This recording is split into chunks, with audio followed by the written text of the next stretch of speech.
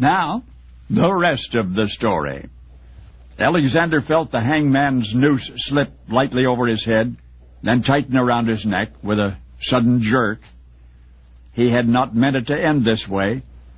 Still, he was prepared for it. He had seen himself in a duel to the death against the government itself, but then, to exhaust the metaphor, he'd fired and missed, and as dueling goes, it would have been dishonorable to run and hide or to plead for mercy.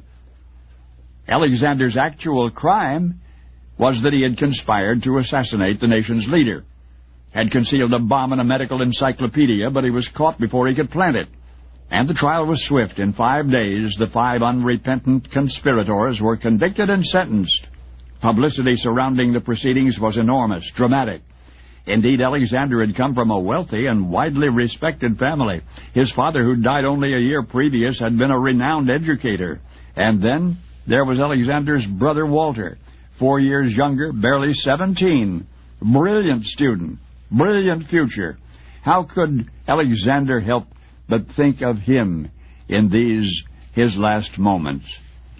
When they were boys, Walter had worshipped him, and thus inspired, he remained at the head of his class in school year after year. In fact, Walter was taking advanced examinations in mathematics this very day. "Be brave," Alexander recalled his sobbing mother saying upon their last goodbye. "Be brave." And so he was, all the way to and including that instant when the trap door fell out from under him and his passion for righting society's wrongs was extinguished forever. Or was it? Well, this is the rest of the story. The grief of Alexander's mother was so profound, it is said, that her hair turned white overnight. But Walter, the bookworm kid brother, perhaps he took it hardest of all. He'd had no interest of any kind in politics or social causes, and yet so shaken was this bright young man by what his brother had done and how his brother had paid, that Walter grew determined to understand the ideas that had paved the road leading to this nightmare.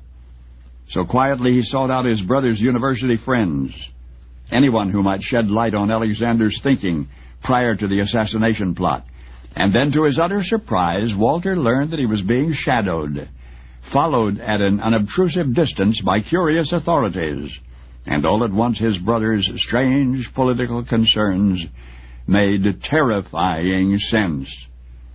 For reading the record, it would seem safe to assume that with the hanging of the conspirators in the courtyard of Schusselburg Fortress in May 8 of 1887 came the end of Alexander. But yet his spirit, his passion, would live on in the younger brother, who might otherwise have endeared himself to the establishment, and yet who instead was to dismantle a social system that had survived for hundreds of years, then to lead into a new era, 1/5 of all the world's people. You know Alexander's brother. You know him as the human spark that ignited the Bolshevik Revolution. Walter Vladimir Lenin. Lenin! Only now you know the rest of the story.